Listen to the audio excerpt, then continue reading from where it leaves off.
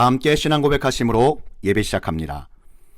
전능하사 천지를 만드신 하나님 아버지를 내가 믿사오며 그 외아들 우리 주 예수 그리스도를 믿사오니 이는 성령으로 잉태하사 동정녀 마리아에게 나시고 본디오 빌라도에게 고난을 받으사 십자가에 못 박혀 죽으시고 장사한 지 사흘 만에 죽은 자 가운데서 다시 살아나시며 하늘에 오르사 전능하신 하나님 우편에 앉아 계시다가 저희로서 산자와 죽은 자를 심판하러 오시리라. 성령을 믿사오며 거룩한 공예와 성도가 서로 교통하는 것과 죄를 사하여 주시는 것과 몸이 다시 사는 것과 영원히 사는 것을 믿사옵나이다. 아멘. 마태복음 21장 5절과 빌립보서 2장 5절에서 9절 말씀입니다. 시온 딸에게 이르기를 내 왕이 내게 임하나니 그는 겸손하여 나귀 곧 멍에 매는 짐승의 새끼를 탓도다 하라 하였느니라. 너희 안에 이 마음을 품으라. 곧 그리스도 예수의 마음이니 그는 근본 하나님의 본체시나 하나님과 동등됨을 취할 것으로 여기지 아니하시고 오히려 자기를 비워 종의 형체를 가지사 사람들과 같이 되셨고 사람의 모양으로 나타나사 자기를 낮추시고 죽기까지 복종하셨으니 곧 십자가에 죽으심이라. 이름으로 하나님이 그를 지극히 높여 모든 이름 위에 뛰어난 이름을 주사. 꼭 가져야 하는 예수님의 마음. 마태복음 21장 5절과 빌립보서 2장 5절에서 9절 말씀입니다. 오늘은 종료주일입니다. 모든 만왕의 왕이신 예수 그리스도께서 수백 마리의 멋진 군마의 행렬이 아니라 초라한 어린 새끼 나귀를 타시고 예루살렘 성에 입성하신 날입니다. 이날은 예수님께서 우리 죄를 위해 그 수치스러운 십자가에 달려 죽으실 것을 예비한 입성이요 만왕의 왕이시며 세상을 구원하시는 메시아이심을 선포하는 입성인 것입니다. 십자가의 죽음을 일주일 정도 남겨두신 우리 주님께서는 지금 우리가 지키는 종료주일에 어린 나귀를 타고 예루살렘 성 안으로 입성하셨습니다. 그 전까지는 걸어오셨는데 예루살렘에 이르렀을 때에는 그냥 가기를 원치 아니하시고 두 제자를 보내시며 맞은편 마을로 가서 나귀 새끼를 풀어오도록 하셨습니다. 그리고는 제자들이 데리고 온 그 어린 나귀를 타고 입성하신 것입니다. 나귀를 타신 예수님의 행동에는 아주 중요한 영적 의미가 담겨 있습니다. 하나님의 가장 선하신 구원의 계획을 위해 그리스도이신 주님께서 하나님의 말씀의 예언을 겸손하신 예수님의 마음으로 이루시기 위한 모습이기 때문입니다. 마태복음 21장 5절에 시온 딸에게 이르기를 내 왕이 내게 임하나니 그는 겸손하여 나귀 곧 멍에 매는 짐승의 새끼를 탓도다 하라 하였느니라. 아멘. 이 말씀은 스가랴 9장 9절에 예언된 말씀입니다. 자, 그렇다면 종료 주일이 우리에게 어떤 영적인 의미가 있는 주일이 되어야 하겠습니까? 주님께서 하나님의 아들이요 메시아이시지만 겸손하게 나귀를 타시고 예루살렘 성에 입성하셨습니다. 하나님의 하나뿐인 아들이신 우리 주님은 예수님 믿는 모든 사람을 영원한 생명으로 인도하시기 위해 자신을 낮추시고 험한 십자가를 지셨습니다. 하나님 아버지께서는 이렇게 세상에서 가장 겸손하신 예수님의 이름을 가장 높이 올려주셔서 예수님 이름 앞에 하늘과 땅의 모든 권세가 무릎 꿇어 경배하게 하셨습니다. 자기를 낮추시고 죽기까지 복종하셨으니 곧 십자가에 죽으심이라. 이러므로 하나님이 그를 높여 모든 이름 위에 뛰어난 이름을 주사. 아멘. 하나님의 자녀된 우리도 겸손하신 예수님의 마음 본받아 주님의 자녀로 거듭나 겸손한 마음으로 자기 십자가를 지고 사랑하는 사람들을 생명의 길로 인도하는 종료주일이 되어야 한다는 것입니다. 종료주일이 겸손하신 예수님만의 주일이 아니라 주님의 자녀된 우리가 겸손하게 주 예수 사랑의 복음을 나누는 종료주일이 되어야 할 줄 믿습니다. 이렇게 하나님께서 기뻐하시는 꼭 가져야 하는 예수님의 마음을 지녀 우리가 겸손할 때 하나님께서 주님의 시간에 반드시 높여주실 줄 믿습니다. 그러므로 하나님의 능하신 손 아래에서 겸손하라. 때가 되면 너희를 높이시리라. 아멘. 아주 오래전 우리나라 초창기에 세워졌던 교회에는 영수라는 직분이 있었습니다. 오늘날에 있는 장로 직분과 아주 비슷하였다고 합니다. 그 당시 어느 교회에 엄영수님이라는 분이 있었는데 그의 직업은 왕손을 모시는 마부였습니다. 엄성도님이 영수님이 되기 오래전 하루는 왕손을 모시고 지방 가는 길에 나으리 예수님 믿으십시오 하고 전도를 하였습니다. 그러자 왕손이 물었습니다. 아니 내가 예수를 믿느냐? 예, 그렇사옵니다. 저는 예수님을 믿고 마음이 너무 기쁩니다. 그 말에 왕손은 빈정거리며 말했습니다. 예수를 믿으면 천한 마부가 양반이라도 된다더냐? 그때 엄성도님이 대답했습니다. 나으리, 예수님 믿는 도리는 그런 것이 아닙니다. 제가 양반 되기 위해 예수님 믿는 것이 아니라 마부 노릇을 잘 하기 위해 예수님 믿는 것입니다. 이 말에 왕손이 큰 감동을 받고 마음을 열어 그도 예수님을 믿었다고 합니다. 그리고 하나님께서는 주님 앞에 자신을 낮추어 겸손한 엄성도님을 영수 장립을 받게 하시고 하나님 나라 복음 전파 위에 귀하게 쓰셨습니다.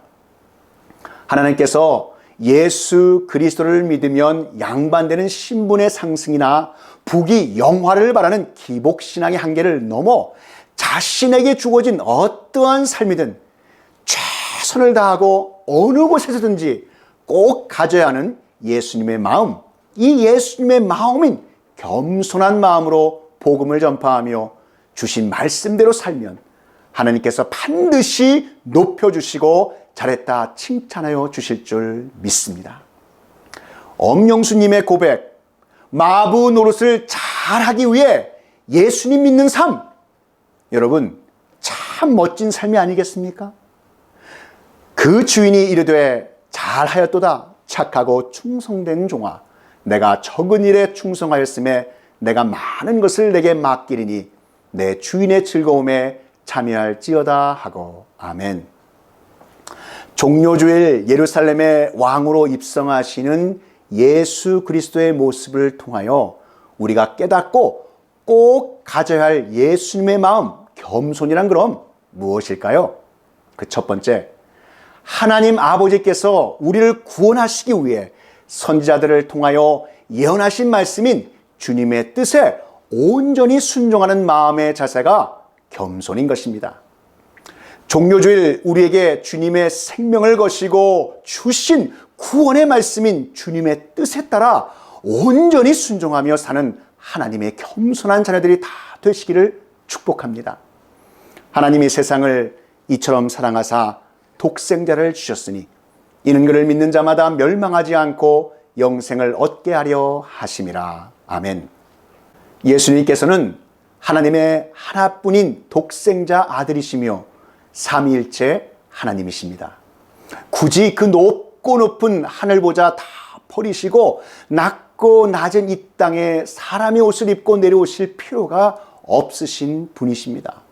하나님 우편에 계셔서 스스로 영화로우시고 영광 받으시기에 합당하시며 조금도 부족함이 없으신 하나님이십니다. 그런 주님께서 왜 이 땅에 성육신 인카네이션 하셔서 세상의 모든 죄의 짐을 짊어지시고 말없이 도살장으로 끌려가는 어린 양과 같이 그 중한 십자가의 길을 가셨어야만 했을까요? 스가랴 9장 9절 말씀을 함께 보시기 바랍니다. 시온에 따라 크게 기뻐할지어다. 예루살렘에 따라 즐거이 부를지어다. 보라, 내 왕이 내게 임하시나니 그는 공의로우시며 구원을 베푸시며 겸손하여서 나귀를 타시나니 나귀의 작은 것 곧 나귀의 새끼니라. 아멘. 여기서 겸손하다 아나부는 겸손함, 온유함, 그리고 온화하다라는 말입니다. 민수기 12장 3절 말씀에 모세의 성품을 표현하고 있는데, 이 사람 모세는 온유함이 지면의 모든 사람보다 더하더라에 있는 온유함 역시 아나브라는 단어를 쓰고 있습니다. 그래서 새 번역 성경에 보시면 모세는 땅 위에 사는 모든 사람 가운데 가장 겸손한 사람이라고 말씀하시며, 여기서도 겸손하다는 말로 아나브를 쓰고 있습니다. 자, 그렇다면 모세가 어떤 점에서 겸손한 사람이었고 성경에서 말하는 겸손은 무엇일까요? 모세는 온유한 사람이라고 성경은 표현하고 있지만, 우리가 아는 모세는 애굽에서 도망쳐 나와 미디안 광야에서 그저 양을 치는 목동에 지나지 않았습니다. 게다가 다혈질적인 사람이었습니다. 그러나 성경은 그가 세상에서 가장 겸손한 아나부의 사람이라고 표현하고 있습니다. 왜 이렇게 표현하는 걸까요? 그것은 바로 모세가 그렇게 모난 성격에 큰 실수를 했더라도 항상 하나님 앞에 엎드리는 삶을 살았다는 것입니다. 모세는 애굽에서 화려한 왕자의 삶을 살고 있을 때 어떤 애굽 사람이 모세의 동족이었던 히브리 사람을 심하게 학대하자 외면할 수 없어 그만 그 애굽 사람을 살인하게 되었습니다. 그것이 발각되어 도망쳐 나온 이후 자신이 얼마나 무능력한지를 잘 깨달아 알았기 때문에 하나님 앞에 겸손하게 엎드릴 수밖에 없었습니다.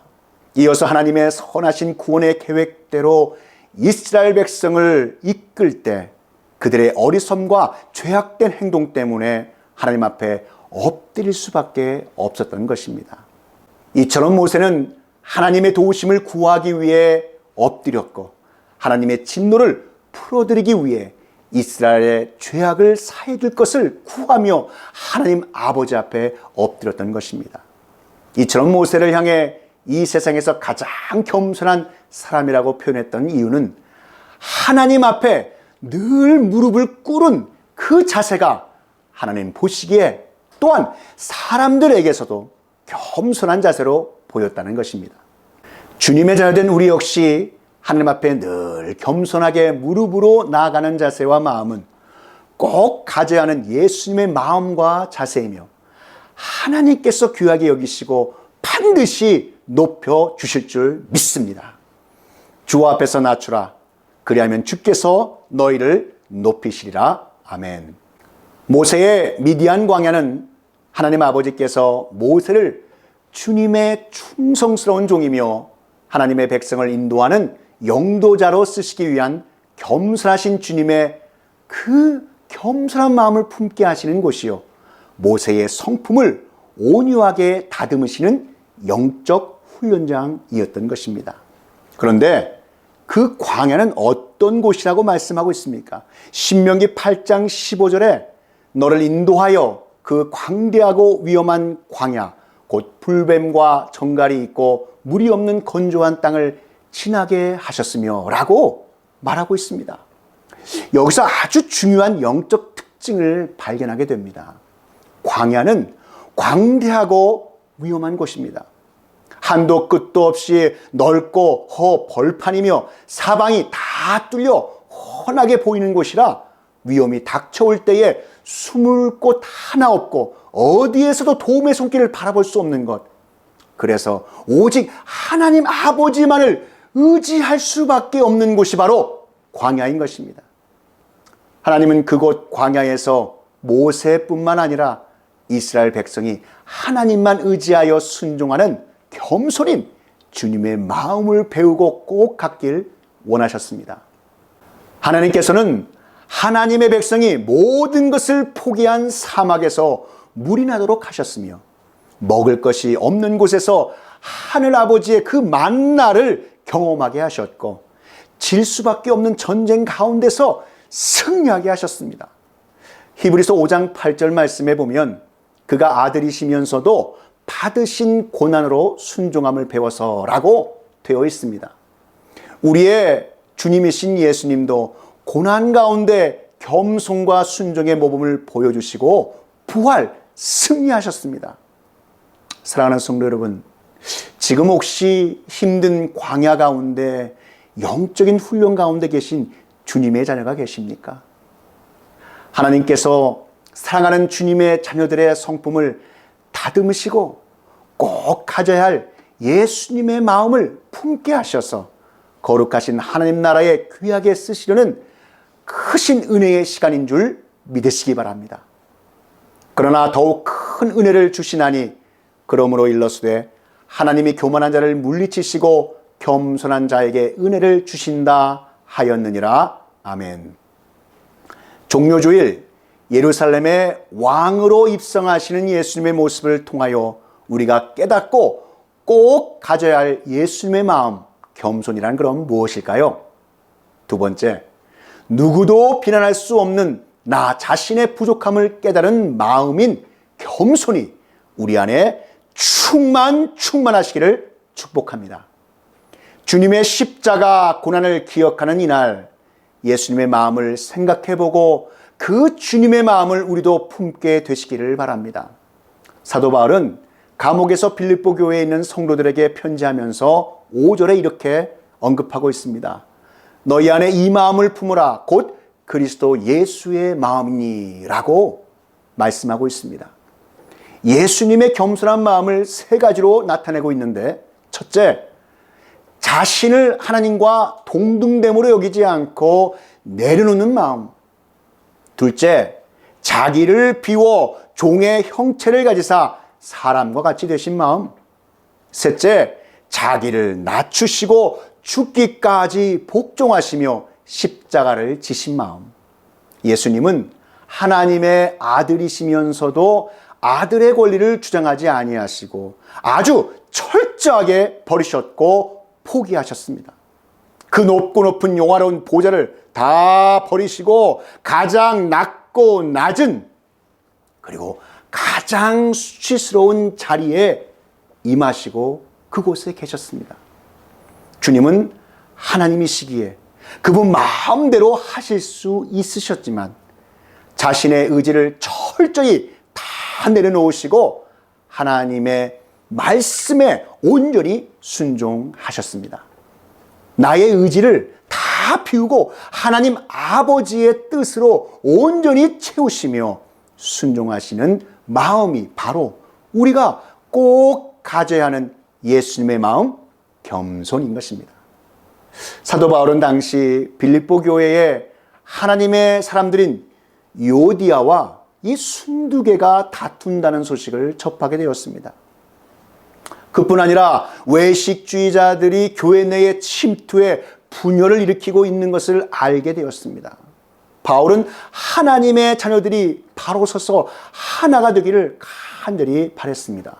그리고 주님 안에 하나 되는 영적인 비결로 그리스도의 마음을 본받는 것이라고 외치고 있는 것입니다.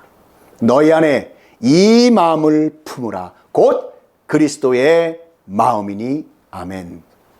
마태복음 11장에 여러분 보시면 주님께서 수고하고 무거운 짐진 자들아 다 내게로 오라 내가 너희를 쉬게 하리라 하시면서 나는 마음이 온유하고 겸손하니 나의 멍에를 메고 내게 배우라 이렇게 친히 말씀하셨습니다. 사람에게 귀한 것은 마음, 바로 마음인 것입니다. 그러나 우리가 어떻게 예수님의 마음을 다 헤아릴 수 있겠습니까? 겟셋마네 동산에서 예수님이 붙잡히실 때 옆에 있던 베드로는 차고 있던 칼을 빼서 제사장 종 말고의 귀를 잘라버렸습니다. 그러나 예수님은 베드로에게 칼을 다시 칼집에 넣으라고 하시면서 칼을 쓰는 사람은 칼로 망한다라고 경계하시며 조용히 체포당하셨습니다. 그리고 법정에 끌려 다니시면서 많은 곤욕을 당하셨지만 모든 것을 참으셨습니다. 예수님은 아무 말씀도 안 하시고 잠잠하셨습니다. 그리고 마지막 십자가에서 말로 다할 수 없는 고통을 당하시면서 못 박히실 때에 예수님은 자신을 십자가에 못 박는 원수들을 위해서 그들을 위해 기도하셨습니다. 세상에서 가장 온유하시고 겸손하신 주님의 성품을 그대로 보여주신 것입니다. 서양 속담에 향나무는 자기를 찍는 도끼에도 향기를 풍긴다라는 말이 있습니다. 예수님은 그 마음이 온유하셔서 자기를 해치는 원수에게까지도 겸손하셨습니다. 여러분, 예수님의 생애를 가만히 들여다보면 주님의 삶 가운데 교만했거나 자기 자신을 자랑하신 일이 전혀 보이지 않습니다. 예수님이 나신 곳이 어디입니까? 주님은 말구육간에 나셨습니다. 만유의 왕이신 그가 왕궁에 나지 아니하시고 마국간에서 나셨습니다. 어느 누구도 예수님보다 더 겸손할 수는 없습니다. 사람들이 거들떠 보지도 않는 가난한 사람, 병든 사람, 외로운 사람, 마음에 상처난 사람들과 늘 함께 하셨고 기도를 들어주셨으며 사랑으로 값없이 치유해 주셨습니다. 지금도 그 아름다운 겸손과 사랑의 마음으로 주님의 자녀들을 돌보십니다. 그리고 주님의 자녀된 우리들도 겸손하신 예수님의 마음을 가져 축복 주시기를 원하십니다. 하나님이신 예수님은 세상적으로 볼 때 가장 낮은 자의 모습으로 지내셨습니다. 예루살렘에 입성하실 때 예수님의 제자들이나 따르는 사람들이 앞서거니 뒤서거니 하면서 종려나무 가지를 흔들고 호산나 호산나 외치며 그 성으로 들어갔습니다. 그러나 그것도 자세히 보게 되면 나귀 중에도 제일 작은 나귀 새끼를 타시고 입성하셨습니다. 유대 나라의 나귀는 우리 한국 나귀보다 더 작습니다. 아마 예수님이 타신 나귀가 작았기 때문에 예수님의 발이 땅에 거의 닿았을 것입니다. 이처럼 예수 그리스도는 왕이시지만 겸손한 왕이십니다. 기독교 사상가인 어거스틴도 기독교인이 꼭 가져야 할 세 가지 마음 자세에 대해 첫째가 겸손이요, 둘째도 겸손이요, 셋째도 겸손이라고 말하였습니다. 예수님은 자기를 십자가에 못 박는 무리를 위해서도 겸손히 기도하셨습니다. 아버지여, 저들의 죄를 용서해 주시옵소서. 저들이 하는 일을 알지 못해서 그럽니다. 예수님의 마음으로 용서하기 위해서는 십자가의 고통이 있습니다. 주님은 우리를 용서하시려고 십자가를 지셨습니다. 오늘 우리가 사는 이 사회도 사막과 광야 같아서 그곳의 나무들이 가시가 돋쳤고 건드리면 찌르고 고통을 줍니다. 그러나 이런 사회에서 우리 그리스도인들이 예수 그리스도의 마음을 가지고 그 마음을 꼭 품으면 가정이, 교회가, 이 사회가, 이 세상이 달라질 줄 믿습니다. 백합이 찔리면 향기를 더 바라는 것처럼 우리가 찔리면 그리스도의 향기가 바라게 될 줄 믿습니다. 여러분 중에 가슴 답답한 삶의 억울함과 누군가에 대한 그 섭섭한 마음, 원수같이 여길 만한 그 말 못할 어려움이 계신 줄 압니다.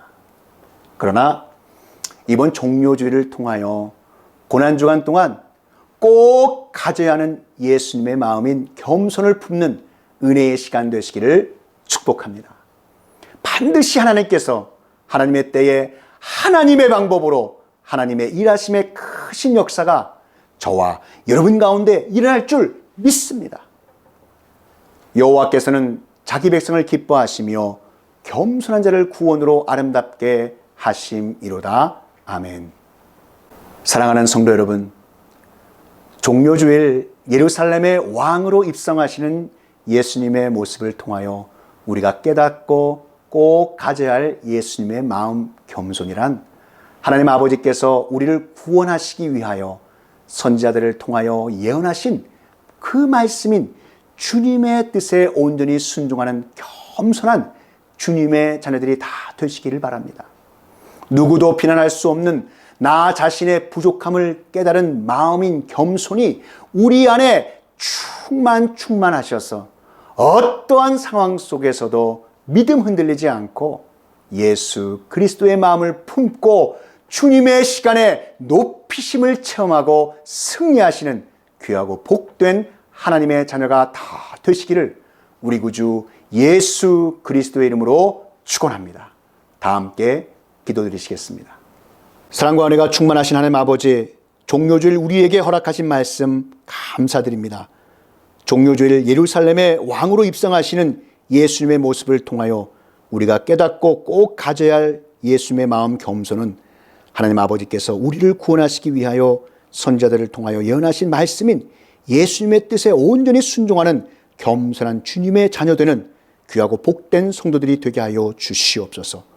누구도 비난할 수 없는 우리 자신의 부족함을 깊이 깨달은 마음인 겸손이 우리 안에 충만하여 어떠한 상황 속에서도 믿음 흔들리지 않고 예수 그리스도의 마음을 품고 주님의 시간에 높이심을 체험하고 승리하는 귀하고 복된 하나님의 자녀가 되게 하여 주시옵소서. 이 모든 말씀 우리 구주 예수 그리스도의 이름으로 기도하옵나이다. 지금은 우리 구주 예수 그리스도의 구속의 은혜와 만극하신 하나님 아버지의 그 크신 사랑하심과 성령 하나님의 감화 감동 위로교통 충만케 하심이 꼭 가져야 할 예수님의 마음, 이 진리의 말씀이 선포되는 곳곳마다 이제로부터 영원히 함께 있을지어다.